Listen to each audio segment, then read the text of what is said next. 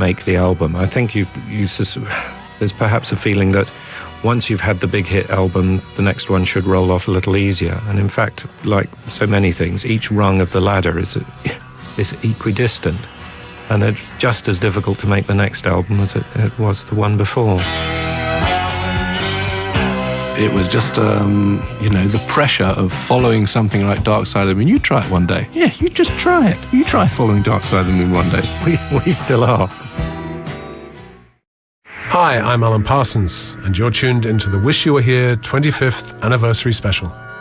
In 1965, college peers, including bassist Roger Waters, guitarist Syd Barrett, drummer Nick Mason, and keyboardist Richard Wright, joined forces to form a band. After several false starts, they eventually named their group after two little-known Georgia blues musicians, Pink Anderson and Floyd Council, and settled on the name Pink Floyd. Performing material mainly composed by Syd Barrett, Pink Floyd shows became, quote, happenings, unquote, with the band freely experimenting with howling feedback and other abuses of musical instruments, and produced a cutting-edge, for the time, electronic sound. Syd Barrett. It's quite a revelation to have people operating something like lights while you're playing, as a direct stimulus to what you're playing. It's rather like audience reaction, except it's sort of on a higher level. You can respond to it, and then the lights will respond back. Soon, Pink Floyd, transported by those trippy and strangely evocative songs of Syd Barrett, were crowned the kings of London's rapidly developing underground rock community. Roger Waters. Well, if we get very excited, and we get very excited when we're playing very well, then the audience gets very excited as well.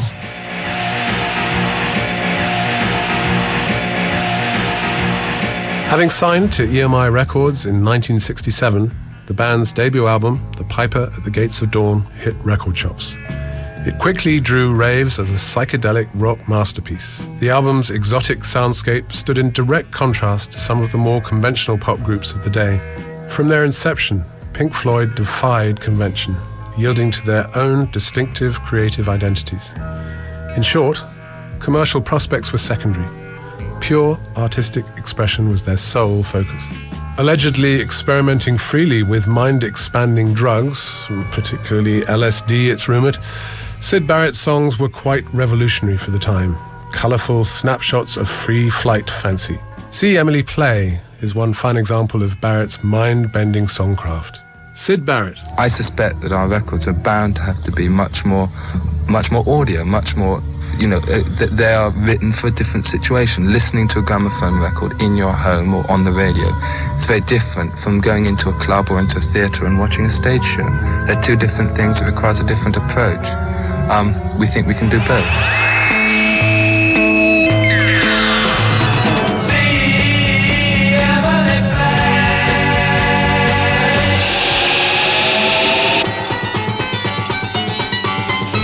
Sadly, Syd Barrett's alleged abuse of psychedelic drugs torpedoed his career aspirations, leaving him a shell of his former self.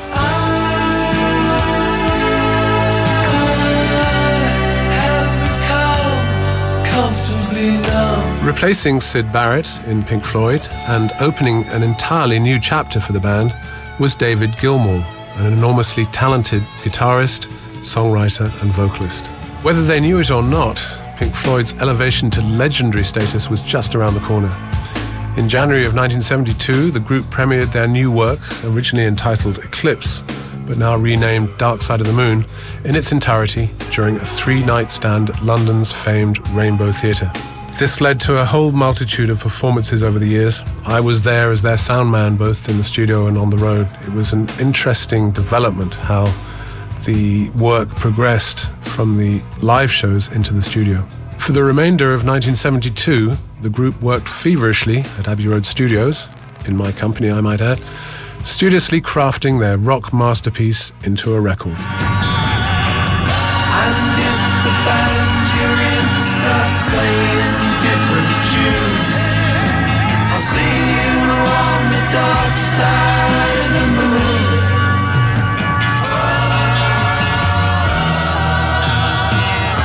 Dark Side of the Moon became a milestone in the annals of rock history. It remains one of the best-selling and most influential rock albums in history. Sonically, creatively, and conceptually, Dark Side of the Moon dramatically expanded the boundaries of the rock art form. Impeccably recorded by yours truly, I might add, this state-of-the-art album is an audiophile's delight. Dark Side of the Moon was the album which set the stage for the band's all-important follow-up, and the focus of this program, the 1975 masterwork, Wish You Were Here. Relishing their new role as international music superstars and bolstered by the overwhelming commercial and critical success afforded Dark Side of the Moon, Pink Floyd set to work on one of their most personal and affecting records to date. It's hard to believe it's been 25 years since the release of that album, which they called quite simply Wish You Were Here. David Gilmour recalls how the band was motivated to create the album. On Wish You Were Here, we spent a lot of time in the rehearsal situation, just working things out, writing as we went along. Once again, as with Dark Side of the Moon, Pink Floyd would record Wish You Were Here within the comfortable surroundings of Abbey Road Studios. For the first 7 months of 1975, they would meticulously craft their next masterpiece. This was no easy feat, considering the emotional and physical toll that Dark Side of the Moon had exacted on each member of the band. Keyboardist Rick Wright discusses the pressure of following up that unprecedented success. It was very hard, and we had a lot of soul-searching, if you like, doing it. We did, well, it was Wish You Were Here. And in a way we were sort of going through the motions, and Nick was playing the drums, but really wasn't putting his heart into it, because Dark Side of the Moon was, huge success. And I think all of us were maybe guilty of sort of, one, we didn't know really what we could do next, and two, maybe it was a period in our career when we were just getting a bit lazy. But funnily enough, out of that, for me, I think it's, well, as I said, it's my favourite album. Piercing the lyrical heart of the entire Wish You Were Here LP, Roger Waters' increased sense of moral, creative and spiritual emptiness, Welcome to the Machine, is the perfect example of Waters' building cynicism and isolationist nature. Rick Wright recalls recording that epic track. It's got a fantastic rhythm behind it, and I loved playing the synth solo on that. And basically the synth solo was a Prophet 5, and it was going through a loop delay, so I had to play to the delay. Yes, it's a great song, and that is, for me, that song is very typical of why I like Wish You Were Here as an album, actually.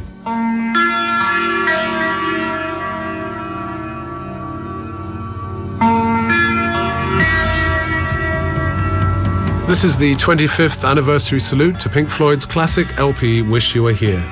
I'm your host, Alan Parsons.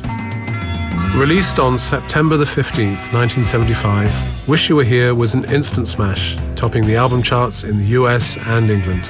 Yet despite its commercial appeal, a distinct sense of melancholy pervaded the atmosphere of the record. One track in particular, the eccentric and riveting Have a Cigar, was a surprise for fans as it featured a voice never heard before or since on any Pink Floyd record. It was that of British folkie Roy Harper, who asks the age-old question, which one is Pink? David Gilmour. We were doing the finishing off our album, and Roy came into a session and suggested that he do some singing. And we said, fine, do some. And stuck him out there straight away in front of a microphone and got on with it. The actual recording of it originally took some time. I can't remember how long. A couple of sessions, I think it took, because he's never really done anything. He's never really sung anyone else's lyrics before, I don't think, and I guess he finds it a little bit strange working to someone else's wishes, to work within the confines of someone else's work. Worked out very well. He sang Have a Cigar at Nebworth. He can come on tour and sing Have a Cigar every night if he likes, next time we go out. It's quite easy to forget that the Wish You Were Here album only features 4 songs, as they were in essence freewheeling suites of innovative sound and swirling texture. In fact, Pink Floyd connoisseurs regularly cite Wish You Were Here as one of the band's most focused and consistent efforts. The epic Shine On, You Crazy Diamond offers a loving and somewhat bittersweet tribute to fallen Floyd founding member Syd Barrett. David Gilmour tells us about coming up with the initial music for the song. The whole thing started out of that first guitar thing, ding, ding, ding, ding. And I was just in the studio rehearsal room we were doing one day, and I was just playing with the guitar, and those notes started coming out, just a little motif on the guitar. When I played it a few times, and I put some DDL and some other effects on it, started playing again, and it sort of pinged out, and it sounded nice. I was thinking, that's really great, and it really, Roger really got off on it. He did, he got exactly the same from it as I was getting from it. And I don't know quite how it happened. I mean, but those sort of things happen once in a while. And that was like the start point that gave us the start for making the whole record. Welcome,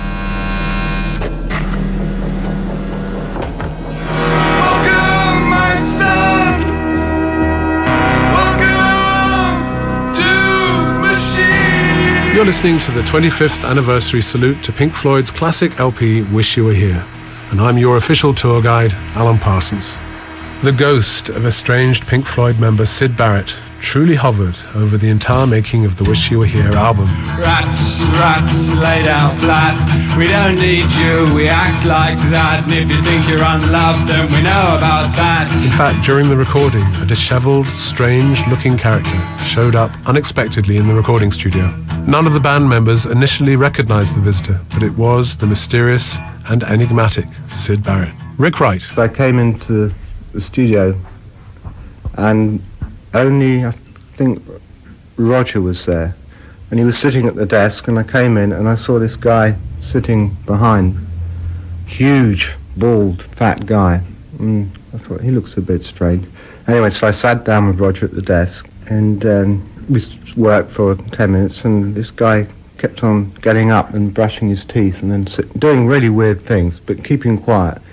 And I said to Roger, who is he? And then after a while, Roger said, do you know who that guy is? And anyway, it took me a long time, and then suddenly I realized it was Syd, after maybe 45 minutes. He came in as we were doing the vocals for Shine On You Crazy Diamond, which was basically about Syd. And he, just for some incredible reason, he picked the very day that we were doing a song which was about him. And we hadn't seen him, I don't think, for 2 years before. David Gilmour fills us in on more of the story. He'd shaved off all his hair, and none of us recognized him for about half an hour. And eventually one of us just sort of went, that's Syd. As one of the most dynamic and talented guitarists in all of rock and roll, David Gilmour's expressive six-string mastery graces each and every track on Wish You Were Here with brave new heights of sonic bliss and invention. I've never had fast fingers. They're really pretty slow compared to most, and the coordination between left and right hand and stuff is not great. And if I start trying to do too fast, then the right hand gets out of sync with the left hand. So I have to rely on other things. And I rely on effects, fuzz boxes, DDLs, anything that I can lay my hands on. And then I just try and make nice sort of melodies with it. I try to make it sing, I try to imagine that the guitar's kind of singing in a way.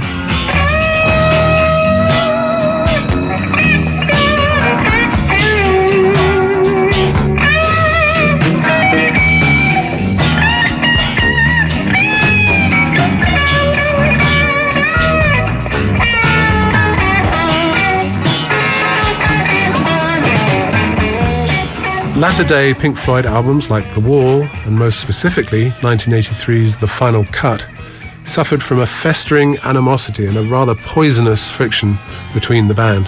Unfortunately, the sessions for Wish You Were Here also were ridden with inner band conflict and turmoil. Things actually declined to the point that the band almost split up. But that painful chapter aside, the sonic results were staggering. Roger Waters reveals that for him, the initial ideas for most songs, including those on Wish You Were Here, came quite effortlessly. I never kind of sit down and try and think of ideas.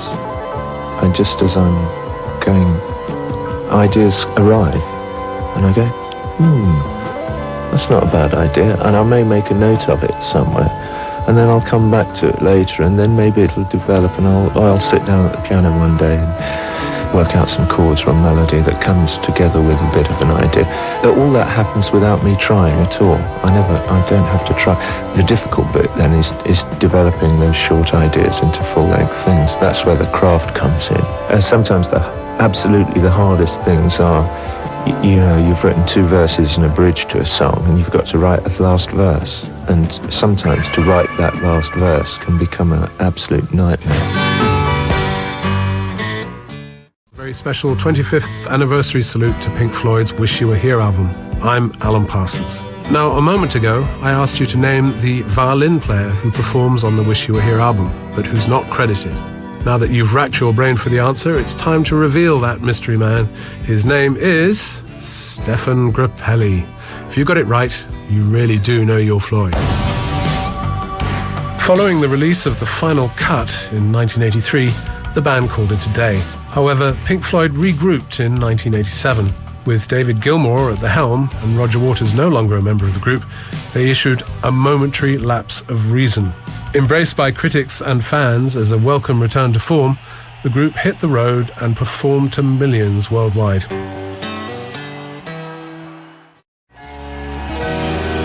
The live Wish You Were Here from Pink Floyd's 1987 World Tour. This is the official 25th anniversary celebration of Pink Floyd's Wish You Were Here album. I'm Alan Parsons. In 1995, the Floyd once again toured the world and yet again dipped into the archives and performed a spectacular version of the Wish You Were Here centerpiece, Shine On, You Crazy Diamond. You're listening to the 25th anniversary salute to Pink Floyd's classic LP, Wish You Were Here, and I'm your official tour guide, Alan Parsons. Because of their individuality, Floyd songs have very rarely been covered by others, but there are exceptions.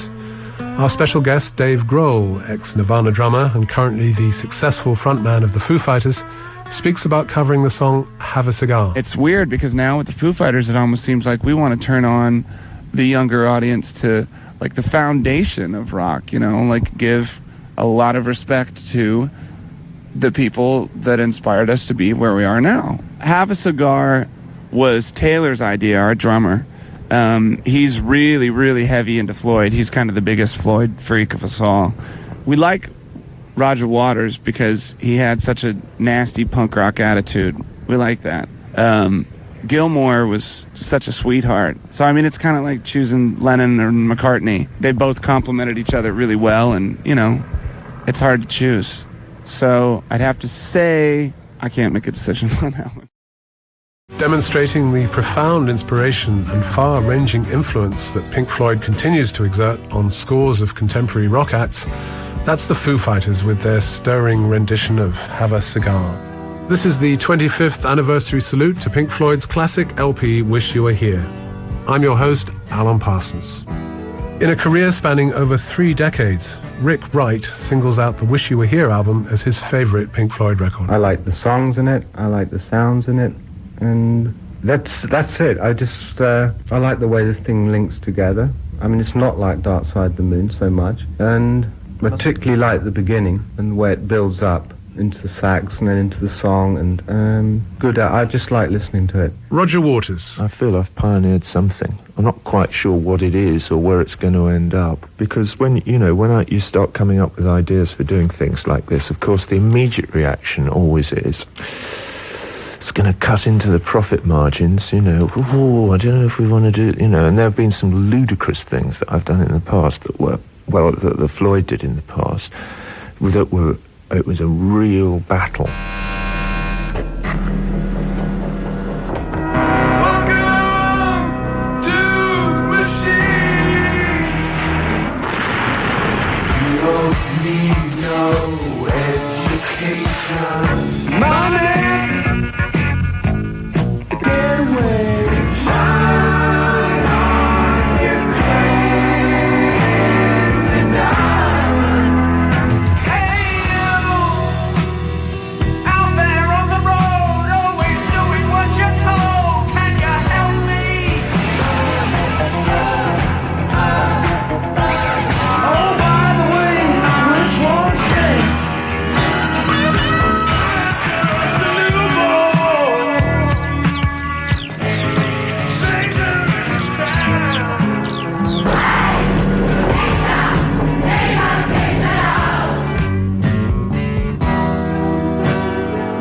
And that's a wrap for this 25th anniversary salute to the magic and mastery of Pink Floyd's 1975 recording, Wish You Were Here. And we hope you've enjoyed this tribute. I'm your host and fellow closet Pink Floyd fan, Alan Parsons, and thanks for joining me.